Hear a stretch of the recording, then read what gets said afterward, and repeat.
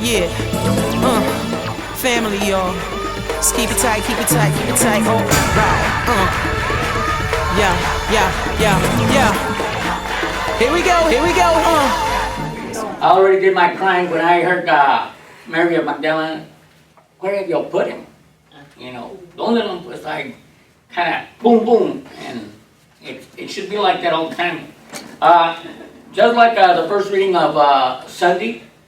Don't remember what the first reading was? Where it was from? Jonah. Jonah, and Father explained to us that he didn't want to do what he was supposed to do. Today I finished reading, I didn't get very much because I just finished reading that part of the 21st chapter during my lunch hour. And I said to myself, like Jonah, now why would they want to put a second ending, a second closing? But then I read about where it says that further resurrection appearances on chapter 21. And we see where he walks in twice into the upper room. And y'all heard it from Dulce Maria que he walks in, and of course Father is explaining right now about the peace be with you. And of course he leaves and Thomas comes back and says, I won't believe it until I can do this, until I can put my fingers in his holes of his hands. Or I will not be able to believe until I can stick my hand in his costado. Well, here we go. I mean, chapter 21 shows how this community, and I heard all of y'all that read tonight, and there says, I mean, while Jesus is around, everybody's going like, oh yeah, we know that you're going to be with us all the time, and you're going to send the Spirit, and He's going to be with us, and we're going to be, and then all fine and dandy, as long as He's there. But the only thing is, I mean, when it really happens, I mean, why are they locked in the room, second room, or the upper room? Because they're afraid. Even though Jesus had already told them all these good things that don't worry about anything. So Mary Magdalene announces the resurrection, and we heard that on chapter 20, verse 18. The mission of the disciples to return to Galilee. What would you do? What would you do? I mean, I heard my name a while ago in one of the, somebody was talking about that. And of course they would carry us probably a little bit further up on the road to Emmaus. Cleopas is already discouraged because this gentleman, this man that's supposed to be our king, they killed him today. And Jesus approaches and says, what are you talking about? Are you the only one that doesn't know what happened here?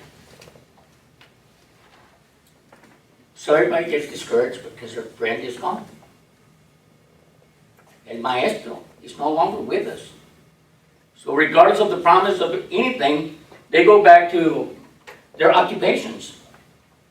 Even though they had seen Jesus twice in the upper room, and then by the sea at Tiberias.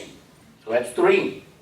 But then again, we can count the apparition of Mary, or where Mary sees them.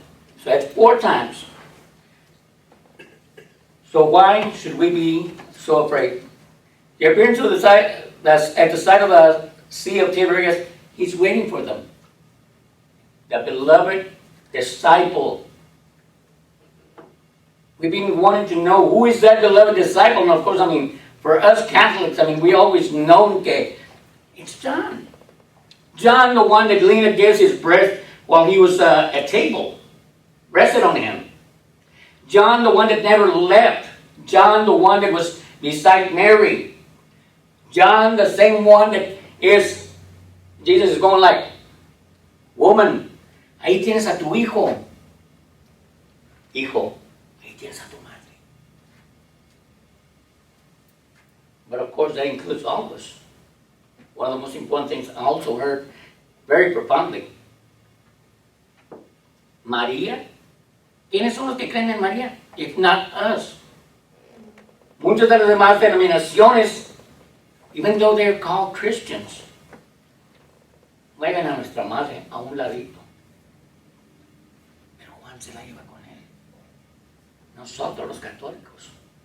And when I say católicos, I'm not talking romanos, I'm not talking American Catholic Church, Orthodox, no, todo, porque yo siempre estoy pensando, la iglesia católica es una, santa, católica y apostólica. That means all that are Catholic, are baptized Catholic, somos los hijos de María, los hermanos de Jesús.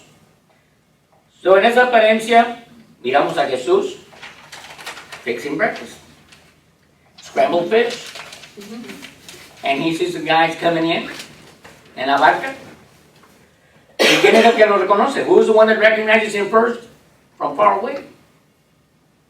Es el maestro. ¿Y qué hace Pedro?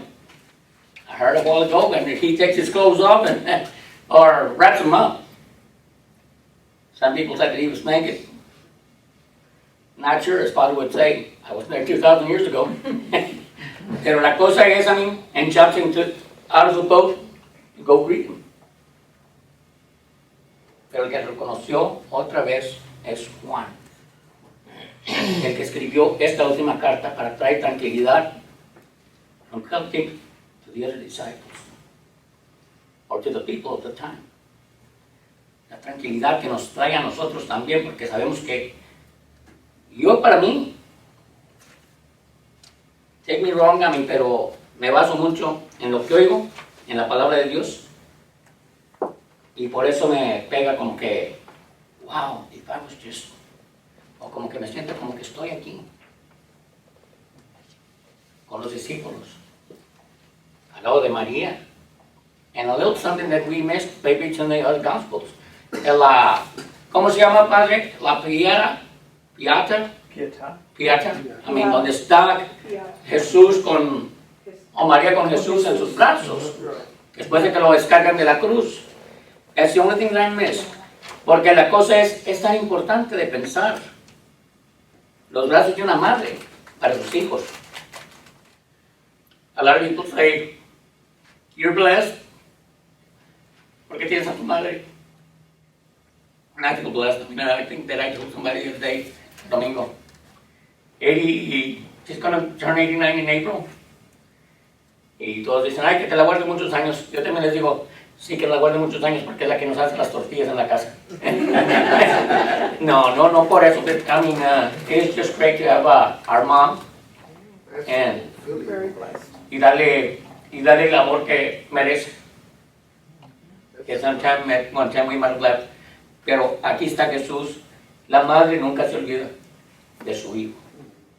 So the chapter of John comes to an ending for the second time. It came to an ending with chapter 20, but then someone felt the need to say, wait a minute, this can't end here. We need another chapter.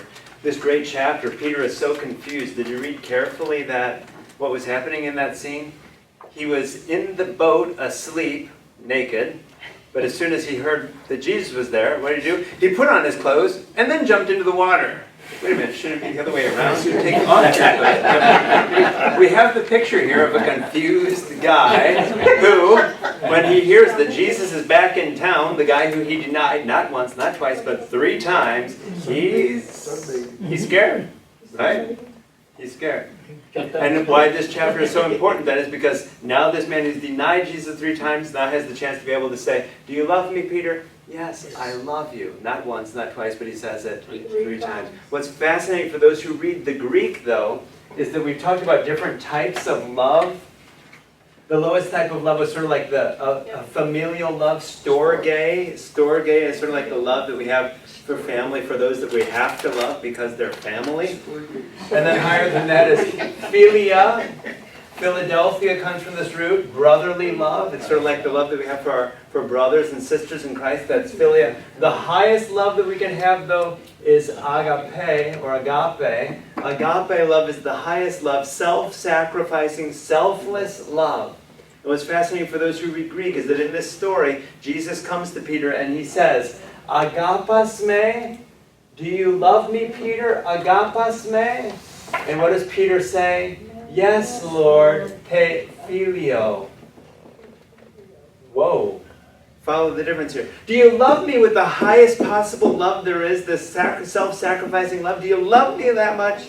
Peter says, yes, Lord, you know I love you like a brother. No. Right? Yeah. Do you love me, Peter, with this agape, self-sacrificing love that you lay down your life? He says, yes, Lord, you know that I love you like a brother. Please. It was a man. So it's very interesting at how it is that this story of reconciliation is one where these two guys aren't quite seeing eye to eye, but in the end, what does Jesus say? Peter, you knucklehead. That's right. He says, come on over here, you. Right? It's the human story. That the church was built on Peter. At that time, Peter was an important person in the early church, and they had to explain, why should we follow Peter if Peter denied him? And so the story ends for a second time in the Gospel of John with chapter 21.